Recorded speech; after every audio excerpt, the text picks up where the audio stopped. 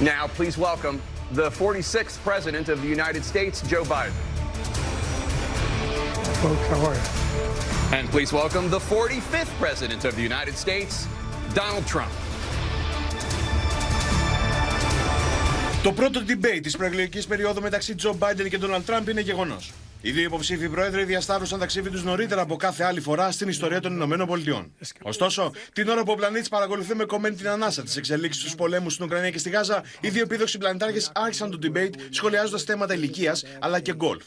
President Biden, you would be 86 at the end of your second term. How do you address concerns about your capability to handle the toughest job in the world well into your 80s? Well, first of all, I spent half my career being criticized being the youngest person in politics. I was the second youngest person ever elected to the United States Senate, and now I'm the oldest. This guy's 3 years younger and a lot less competent. Former President Trump, to follow up, you would be 82 at the end of your second term. What do you say to voters who have concerns about your capabilities to serve? Well, I took 2 tests, cognitive tests. I aced them, both of them, as you know.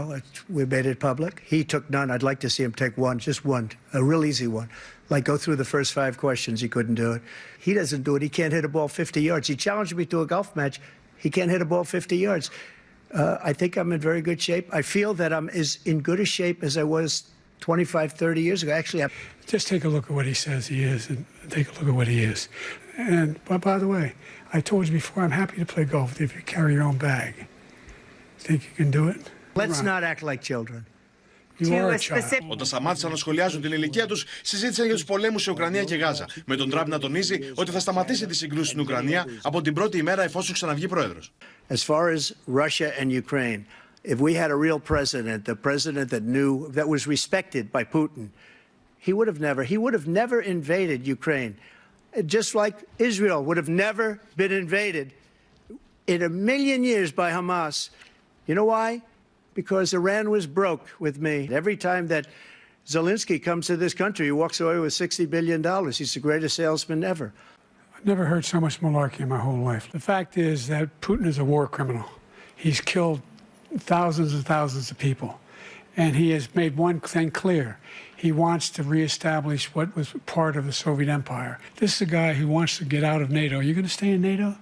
He's going to pull out of NATO. You want to start the nuclear war he keeps talking about, go ahead. Let Putin go in and control Ukraine and then move on to Poland and other places. You see what happens then. As far as Israel and Hamas, Israel's the one that wants to go. He said the only one that wants to keep going is Hamas. Actually, Israel is the one, and you should let him go and let him finish the job. He doesn't want to do it. He's become like a Palestinian. Η εισβολή της 6ης Ιανουαρίου στο Καπιτόλιο και οι δικαστικές περιπέτειες του Τραμπ συζητήθηκαν επίσης στο debate. On January 6th, we had a great border. Nobody coming through, very few. On January 6th, we were energy independent. On January 6th, we had the lowest taxes ever. On January 6th, we were respected all over the world. He did do a damn thing, and these people should be in jail, and they should be the ones who are being held accountable. And he wants to let them all out, and now he says if he loses again, such a whiner that he is, that there could be a bloodbath. How many billions of dollars do you owe in civil penalties for molesting a woman in public, for doing a whole range of things, of having sex with a porn star on the night while your wife was pregnant? I mean, what are you talking about? You have the morals of an alley cat. Give you a minute, sir. I didn't have sex with a porn star. Φυσικά δεν έλυσαν και τα θέματα οικονομίας. We had given them back a country where the stock market actually was higher than pre-COVID, and nobody thought that was even possible.